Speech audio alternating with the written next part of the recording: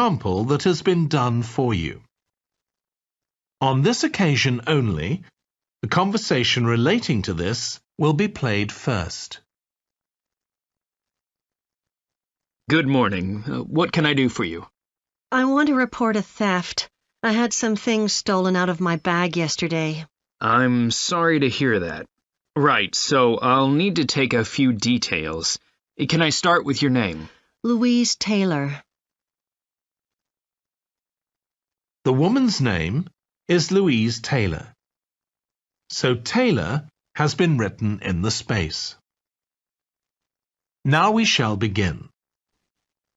You should answer the questions as you listen because you will not hear the recording a second time. Listen carefully and answer questions 1 to 3. Good morning. What can I do for you? I want to report a theft. I had some things stolen out of my bag yesterday. I'm sorry to hear that.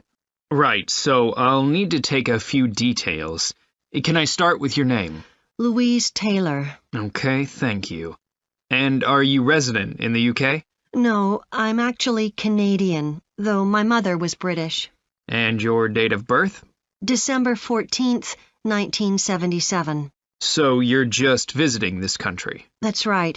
I come over most summers on business. I'm an interior designer, and I come over to buy old furniture, antiques, you know? There are some really lovely things around here, but you need to get out to the small towns. I've had a really good trip this year, until this happened. Okay. So you've been here quite a while? Yes, I'm here for 2 months. I go back next week. So, may I ask where you're staying now? Well, at present, I've got a place at Park Apartments. That's on King Street.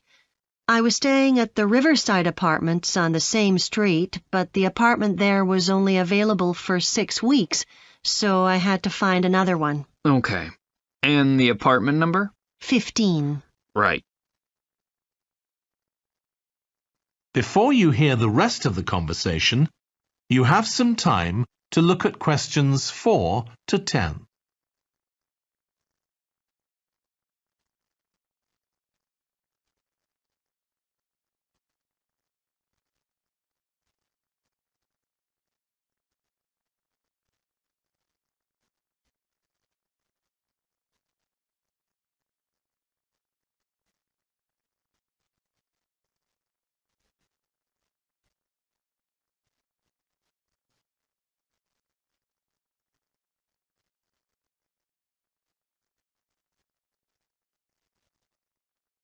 Now listen and answer questions 4 to 10. Now, I need to take some details of the theft. So, you said you had some things stolen out of your bag? That's right. And were you actually carrying the bag when the theft took place? Yes, I really can't understand it. I had my backpack on, and I went into a supermarket to buy a few things, and when I opened it up, my wallet wasn't there. And what did your wallet have in it? Well, fortunately, I don't keep my credit cards in that wallet. I keep them with my passport in an inside compartment in my backpack, but there was quite a bit of cash there, about £250 sterling, I should think. I withdrew £300 from my account yesterday, but I did a bit of shopping, so I must have already spent about £50 of that. Okay. At first I thought, oh, I must have left the wallet back in the apartment. But then I realized my phone had gone as well. It was only a week old, and that's when I realized I'd been robbed. Anyway, at least they didn't take the keys to my rental car. Yes. So, you say the theft occurred yesterday? Yes. So that was September the 10th? And do you have any idea at all of where or when the things might possibly have been stolen? Well, at first I couldn't believe it because the bag had been on my back ever since I left the apartment after lunch. It's just a small backpack, but I generally use it when I'm traveling because it seems safer than a handbag. Anyway, I met up with a friend, and we spent a couple of hours in the museum.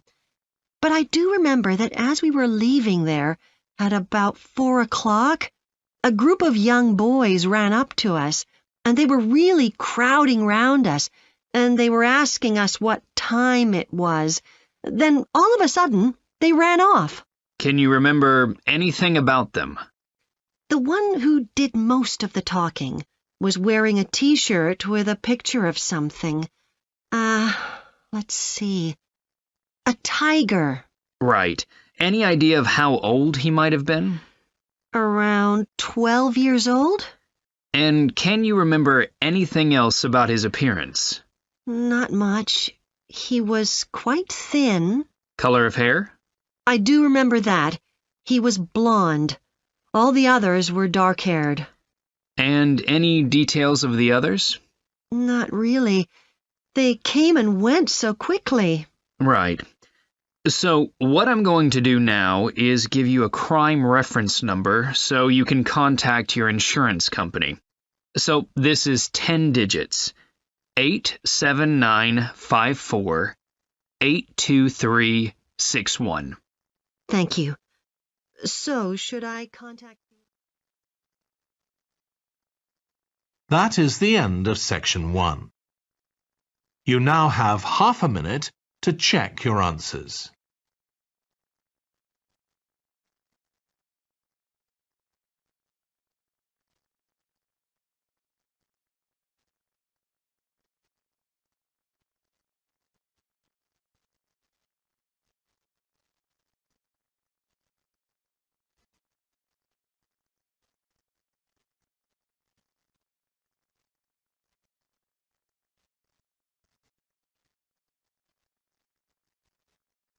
Now turn to section 2.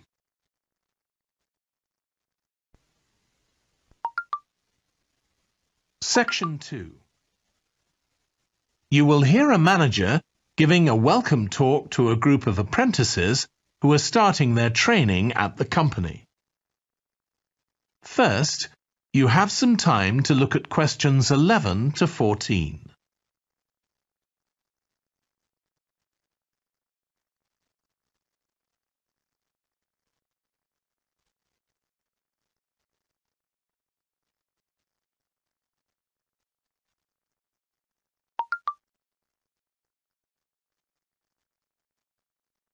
Now listen carefully and answer questions 11 to 14.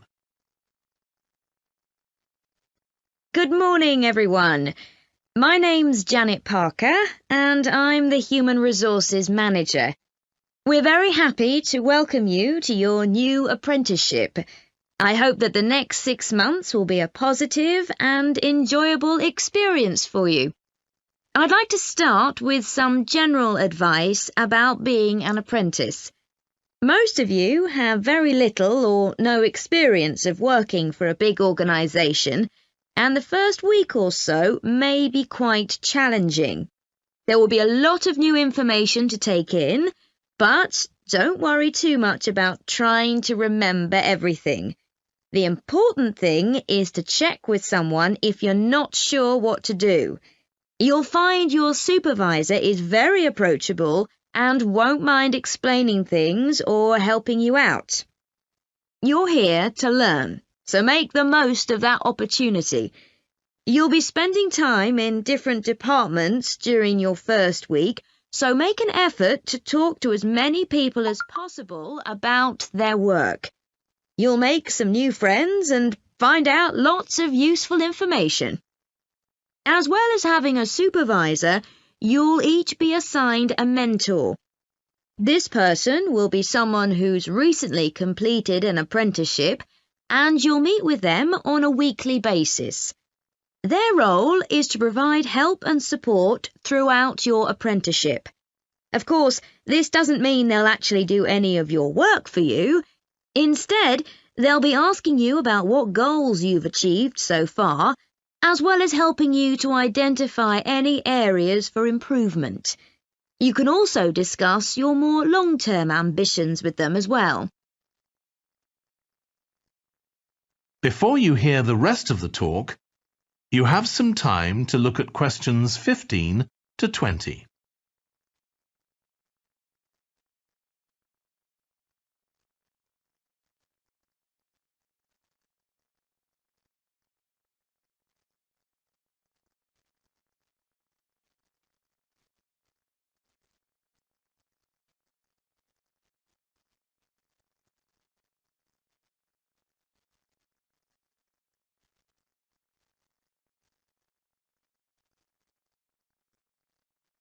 Now listen and answer questions 15 to 20. Now, I just want to run through a few company policies for our apprenticeship scheme with you. Most importantly, the internet. As part of your job, you'll be doing some research online, so obviously you'll have unlimited access for that. But please don't use it for personal use. You'll have your own phones for that. Some of you have already asked me about flexible working. After your probationary 3-month period, some of you will be eligible for this, but it will depend on which department you're in and what your personal circumstances are, so please don't assume you'll automatically be permitted to do this. I want to make sure there's no confusion about our holiday policy. Apart from any statutory public holidays, we ask that you don't book any holidays until after your 6-month apprenticeship has finished. Time off should only be taken if you are unwell. Please speak to your supervisor if this is going to be a problem. You'll be expected to work a 40-hour week, but there may be opportunities to do overtime during busy periods. Although you're not required to do this, it can be a valuable experience, so we advise you to take it up if possible. Obviously, we understand that people do have commitments outside work, so don't worry if there are times when you are unavailable. As you know, we don't have a formal dress code here. You may wear casual clothes as long as they're practical. And the only restriction for shoes we have is on high heels for health and safety reasons. Comfortable shoes like trainers are preferable. There's a heavily subsidised canteen on site where you can get hot meals or salads cheaply. Snacks and drinks are also provided, so we've decided to introduce a no-packed lunch policy. This is partly to encourage healthy eating at work, and partly to stop people from eating at their workstation, which is unhygienic. Okay, moving on to... That is the end of section 2. You now have half a minute to check your answers.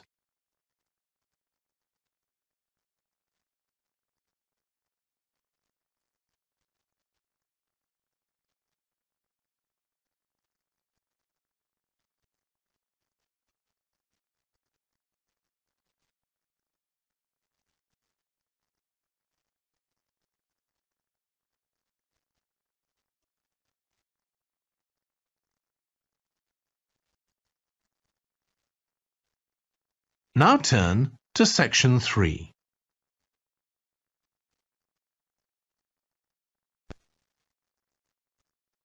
Section 3.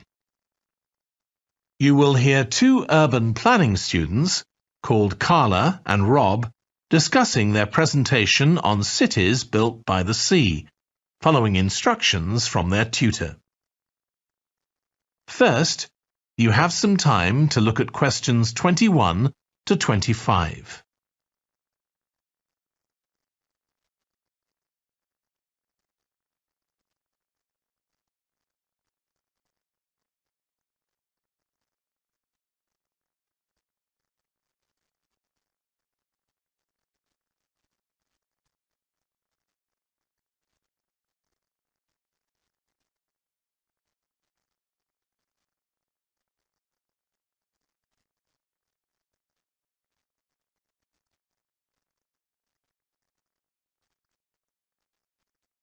Now listen carefully and answer questions 21 to 25. OK, so what I'd like you to do now is to talk to your partner about your presentations on urban planning.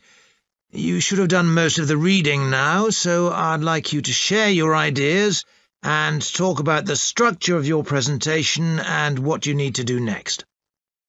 OK, Rob, I'm glad we chose quite a specific topic. Cities built next to the sea. It made it much easier to find relevant information. Yeah, and cities are growing so quickly. I mean, we know that more than half the world's population lives in cities now. Yeah, though that's all cities, not just ones on the coast. But most of the biggest cities are actually built by the sea. I'd not realised that before. Nor me.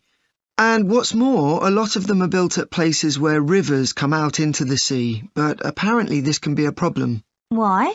Well, as the city expands, agriculture and industry tend to spread further inland along the rivers, and so agriculture moves even further inland up the river. That's not necessarily a problem, except it means more and more pollutants are discharged into the rivers. So these are brought downstream to the cities? Right. Did you read that article about Miami on the east coast of the USA? No.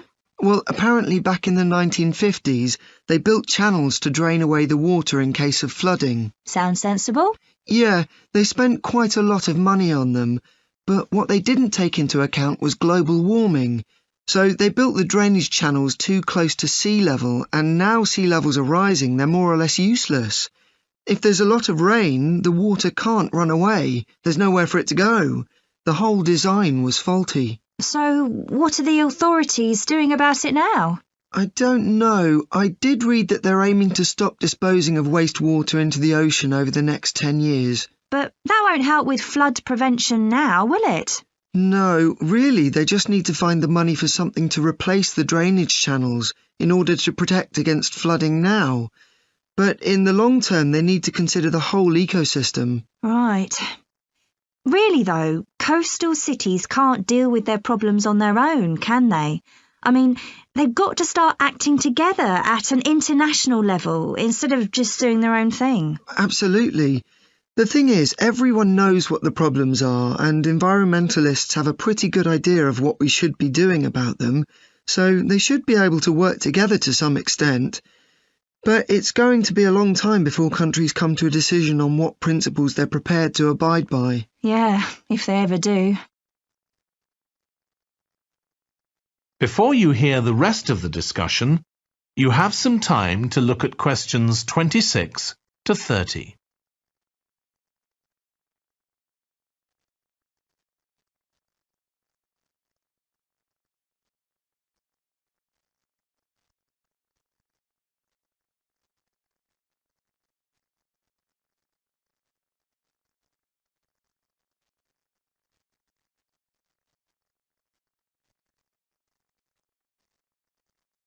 Now listen and answer questions 26 to 30. So, I think we've probably got enough for our presentation. It's only 15 minutes. OK, so I suppose we'll begin with some general historical background about why coastal cities were established. But we don't want to spend too long on that. The other students will already know a bit about it. It's all to do with communications and so on. Yes. We should mention some geographical factors, things like wetlands and river estuaries and coastal erosion and so on. We could have some maps of different cities with these features marked. On a handout, you mean? Or some slides everyone can see? Yeah, that'd be better. It'd be good to go into past mistakes in a bit more detail. Did you read that case study of the problems there were in New Orleans with flooding a few years ago? Yes, we could use that as the basis for that part of the talk. I don't think the other students will have read it, but they'll remember hearing about the flooding at the time. OK. So that's probably enough background. So then we'll go on to talk about what action's been taken to deal with the problems of coastal cities. OK. What else do we need to talk about? Maybe something on future risks, looking more at the long term if populations continue to grow? Yeah, we'll need to do a bit of work there. I haven't got much information. Have you? No, we'll need to look at some websites. Shouldn't take too long. Okay. And I think we should end by talking about international implications. Maybe we could ask people in the audience. We've got people from quite a lot of different places. That'd be interesting if we have time, yes. So now, shall we go on? That is the end of section 3. You now have half a minute to check your answers.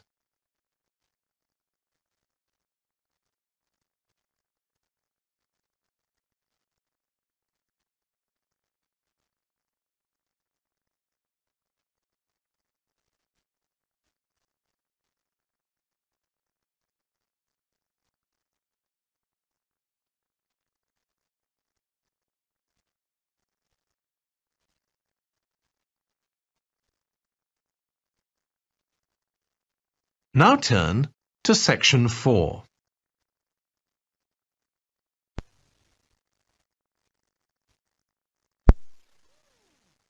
You will hear part of a lecture on renewable energy that uses the power of the sea.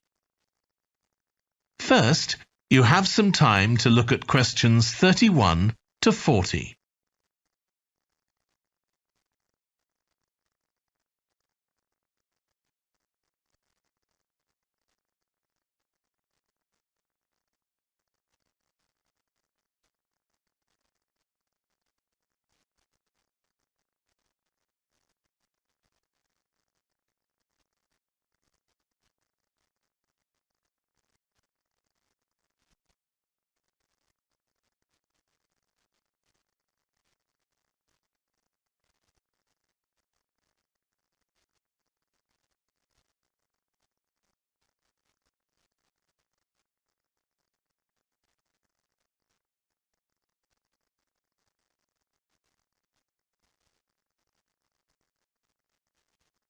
Now listen carefully and answer questions 31 to 40. Producing enough energy to meet our needs has become a serious problem. Demand is rising rapidly because of the world's increasing population and expanding industry. Burning fossil fuels like gas, coal and oil seriously damages the environment, and they'll eventually run out. For a number of years now, scientists have been working out how we can derive energy from renewable sources, such as the sun and wind, without causing pollution.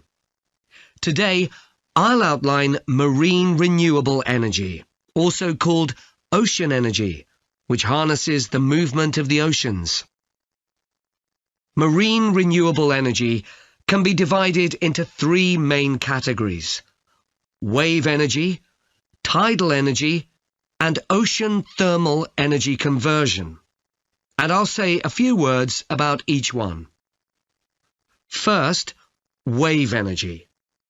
Numerous devices have been invented to harvest wave energy, with names such as Wave Dragon, the Penguin, and Mighty Whale. And research is going on to try and come up with a really efficient method. This form of energy has plenty of potential, as the source is constant, and there's no danger of waves coming to a standstill.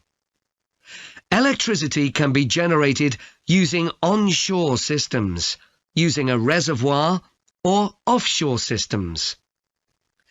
But the problem with ocean waves is that they're erratic, with the wind making them travel in every direction.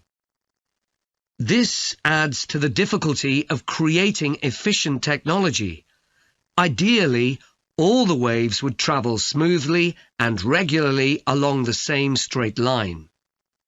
Another drawback is that sand and other sediment on the ocean floor might be stopped from flowing normally, which can lead to environmental problems.